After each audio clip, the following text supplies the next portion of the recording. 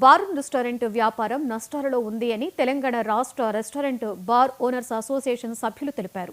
Excise commissioner కు వినతి పత్రాన్ని ఇచ్చిన ఓనర్లు తమ సమస్యలను ప్రభుత్వం దృష్టికి తీసుకువెళ్లినట్లుగా వెల్లడించారు. కానీ ఇప్పటి వరకు తమ సమస్యలు పరిష్కరించలేదని ఆవేదన వ్యక్తం చేశారు. గతంలో 2 ఏళ్ల నుండి తమ సమస్యలపై ఎక్సైజ్ మంత్రికి కమిషనర్ కు అనేక సార్లు వినతి పత్రాలు ఇచ్చామని గుర్తు చేశారు.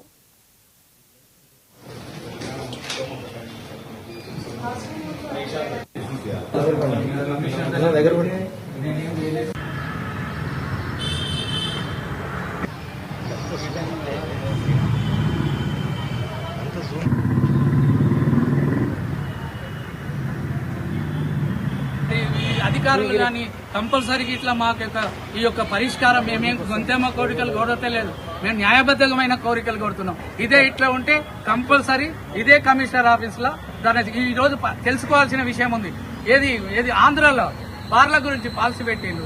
ఇవాళ 75,000 ఆంధ్రాలో జరుగుతున్నది ఏంది? గవర్నమెంట్ రెవెన్యూకి అగినెస్ట్ అయింది. ఈ విధి విధానాలు కింద అధికారుల గురించి కాదు, అక్కడ పాలసీ మ్యాటరు. రేపు అదే పరిస్థితి వస్తుంది. ఇవాళ మేము రెవెన్యూ కడుతున్నాం. ఆంధ్రాలో దృష్టి పెట్టుకుని ఈ రోజు మా వ్యాపారం గురించి ప్రభుత్వం కానీ